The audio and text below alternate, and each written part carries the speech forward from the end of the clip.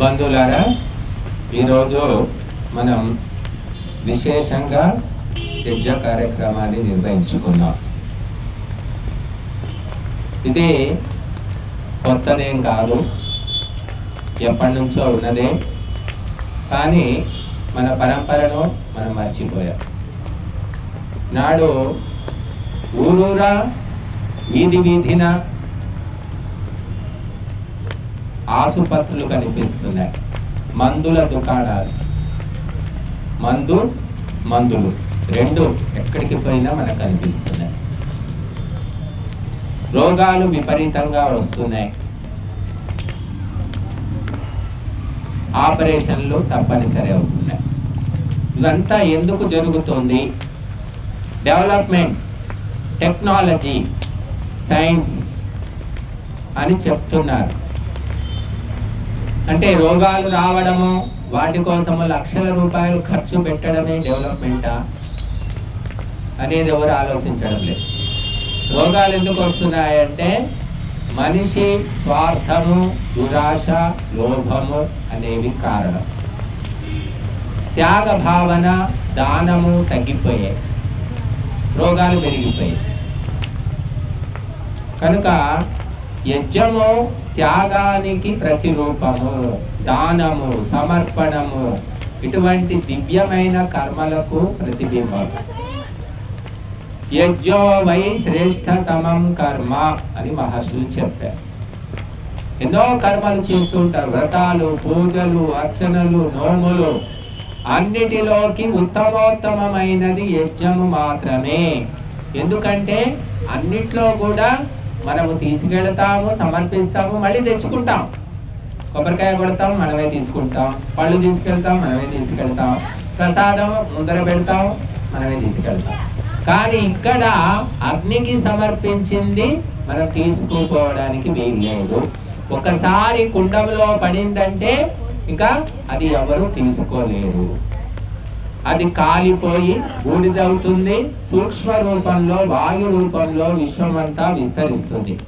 ఇక్కడ ఏజెంట్లు, బ్రోకర్లు, మీడియేటర్లు, దళారీలు ఎవ్వరూ కూడా తీసుకోవడానికి కుదరదు. చూడండి, గుడిలో తీసుకెళ్ళి హుండీలో వేస్తున్నారు. ఆ హుండీల్లో కోట్ల కొద్ది రూపాయలు జమ అయిపోతున్నాయి. వాటి కోసము పార్టీలు, రాజకీయ నాయకులు, ప్రభుత్వము కూడా అక్కడ గద్దలాగా కాల్చుకొని కూర్చుంది. మీరు మొక్కుకున్నారని ఎంతో మంది లక్షలు సమర్పిస్తున్నారు. ఎక్కడికి పోతున్నాయి? చివరికి అవి మసీదులకు, చర్చిలకు కూడా గవర్నమెంట్ ఇస్తుంది. అంటే చూడండి ఎంత ఘోరమైన పాపం చేస్తున్నాం మనం. కానీ ఇక్కడ మనము మన చేతులతో దేవతలకు సమర్పించాం. ఎవరు తీసుకోవడానికి వీల్లేదు. సమర్పించినటువంటి శివప్రసాద్ గారు కూడా అందులో చేయి పెట్టి తీసుకోలేదు. ఒకసారి ఇచ్చామంటే నేరుగా దేవలోకానికి వెళ్ళిపోతుంది.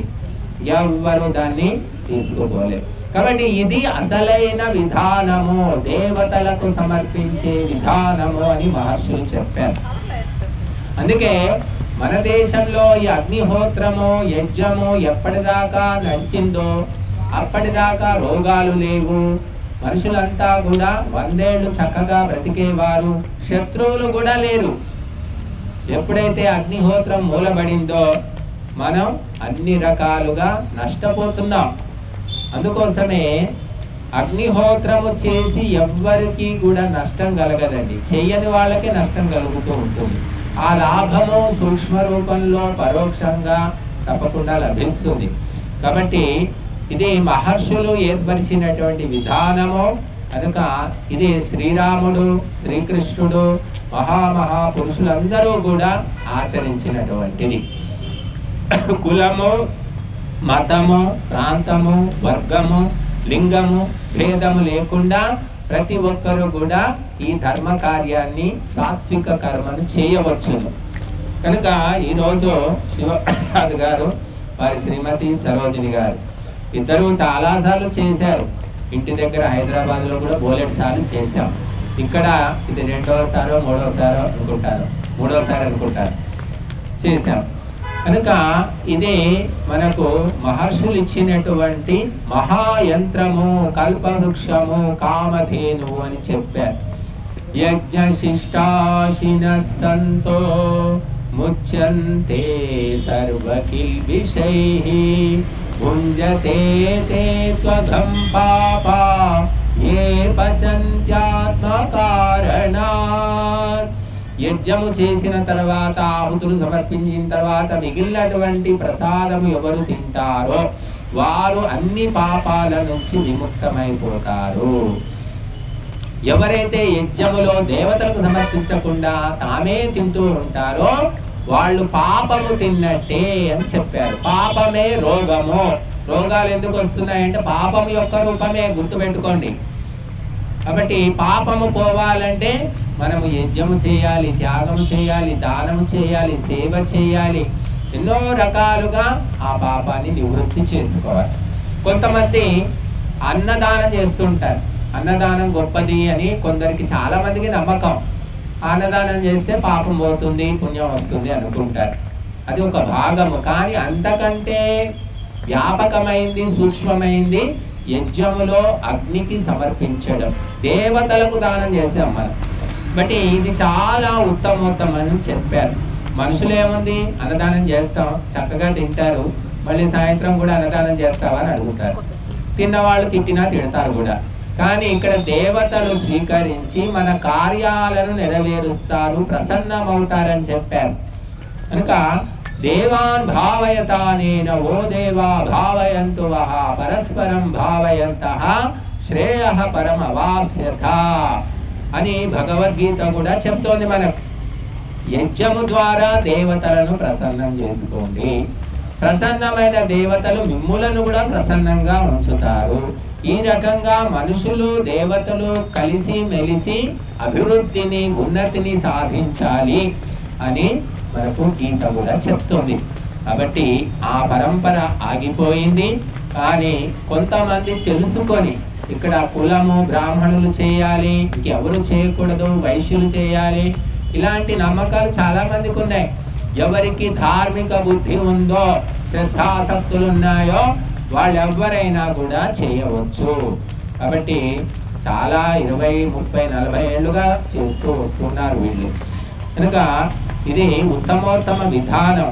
చాలా మంది జాతరలు, తీర్థాలు, పుష్కరాలు అని వెళుతూ ఉంటారు. అక్కడ వేల మంది, లక్షల మంది తోసుకుంటూ చచ్చిపోయిన వాళ్ళు ఉన్నారు. మొన్న శ్రీకాకుళంలో చచ్చిపోయారు. కాశీ అది ఉంది, ఆ ఊరి పేరు కాశీరామ ఏదో ఉంది.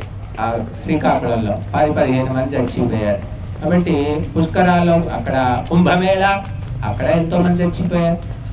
ఇంటి దగ్గర మనం పవిత్రంగా ఇటువంటి కార్యక్రమాన్ని ఎటువంటి ఆందోళన లేకుండా, ఒత్తిడి లేకుండా ప్రశాంతంగా ఇక్కడ చేసుకుంటున్నాం.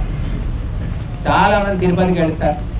తిరుపతికి వెళ్ళి ఎప్పుడు దర్శనం అవుతుందో 18 గంటలు అంటారు, 24 గంటలు ఒక్కొక్కసారి అవుతుంది, ఒక్కొక్కసారి 12 గంటలు కావచ్చు, 8 గంటలు కావచ్చు. ఇంకా మన అదృష్టం అనుకొని పడిగాపులు కాస్తుంటారు అక్కడ. కానీ ఇక్కడ ఎవ్వరు పడిగాపులుగా కావాల్సిన పని లేదు, తోసుకోవాల్సిన పని లేదు. మనము స్వయంగా కష్టపడి సంపాదించిన ధనాన్ని మన చేతులతో స్వయంగా దేవతల దూత అయిన అగ్నికి సమర్పిస్తున్నాం. ఇక ఇంతకంటే పుణ్యకార్యం ఏముంది? చూడండి, ఇక్కడ అందరూ కూర్చున్నారు. అదే తిరుపతిలో మీరు లైన్లో నిలబడతారు, బాబు టైం అయిపోతుంది, ఎప్పుడవుతుందో ఇదే ఉంటుంది కదా చింత.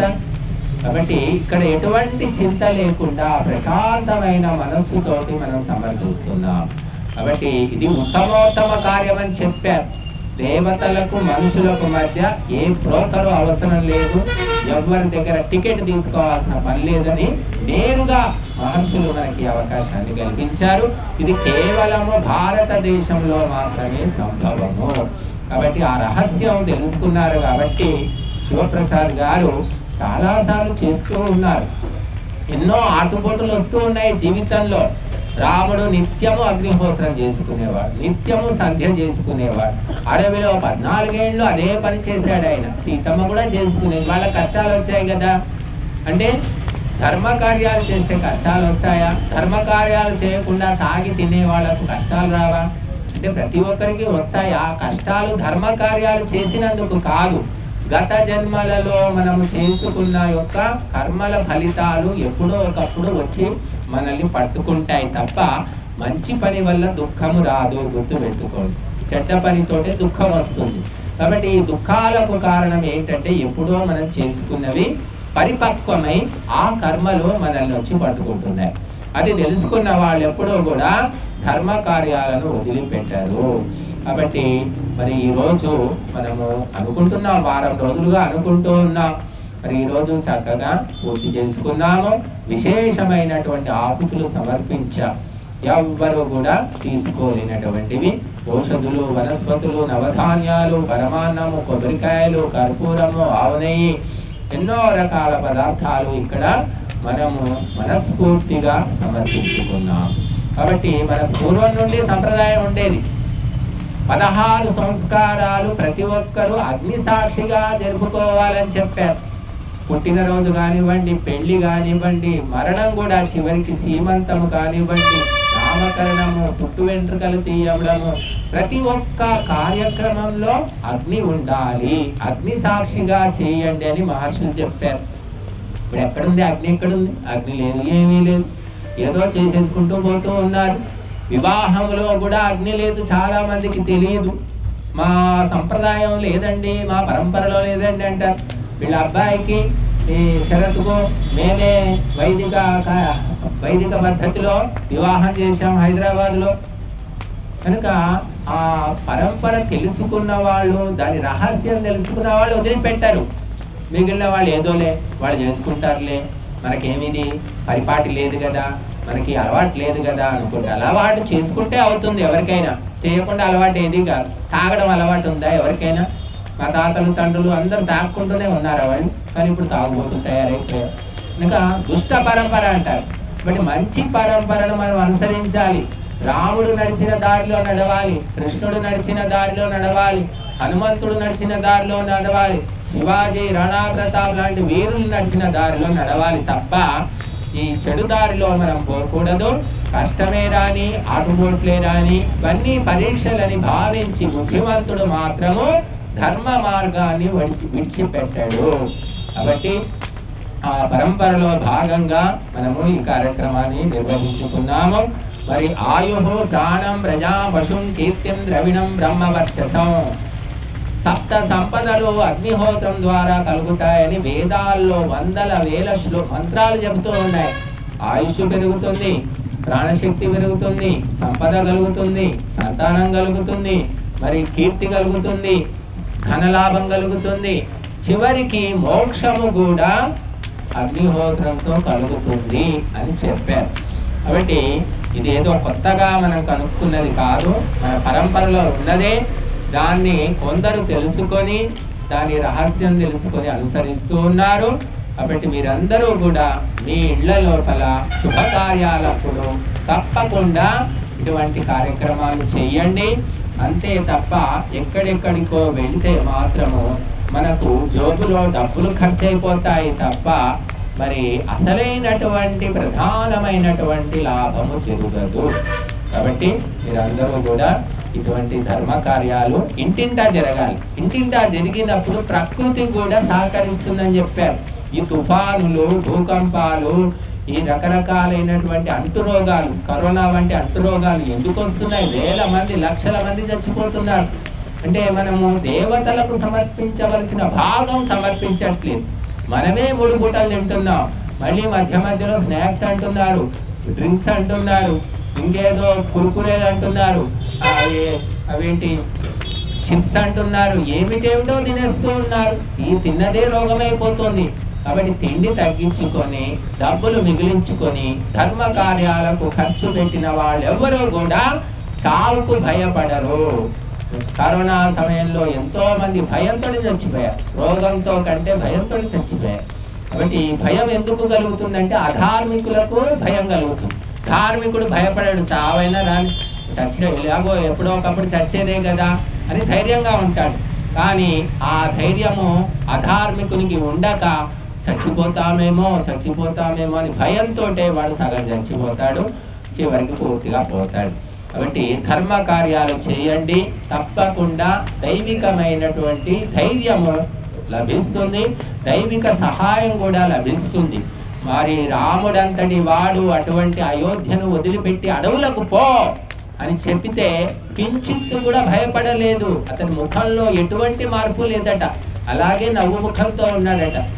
మనమైతేనా గుండాకి తెచ్చేవాడు. ఇప్పటి నాయకులు, ఎమ్మెల్యేలు, ఎంపీలు బదిలిపోయిందంటే వాళ్ళు కింద మీద వాడు కొట్టుకు తెస్తున్నారు.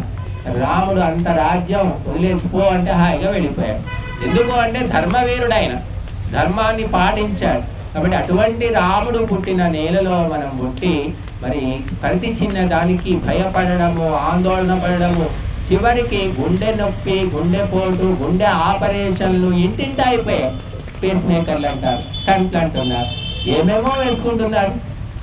ఎందుకు వస్తున్నాయి ఇవన్నీ అంటే అన్నిటికీ మూలము ఆలోచనలు, కర్మలు అని చెప్పారు. కాబట్టి ధర్మ కర్మలు చేసుకోవాలి, సదాలోచనలు చేయాలి. ఇంతకు మించి మరొక దారి లేదు. కాబట్టి మరి ఈ దంపతులు మరి ఎన్నో ఆటంకాలు వచ్చాయి, వారి జీవితంలో వస్తూనే ఉన్నాయి. అయినప్పటికీ కూడా అగ్నిహోత్రము పట్ల అచంచలమైన శ్రద్ధాసక్తులతోటి వారు చేశారు. కాబట్టి వారి భగవంతుడు వారి యొక్క కామన పూర్తి చేయాలని, వారి కుటుంబంలో, మనసులో, జీవితంలో శాంతిని ప్రసాదించాలని, ఆయురారోగ్య అష్టైశ్వర్యాలు ప్రసాదించాలని కోరుకుంటున్నాము. ఓం శాంతి.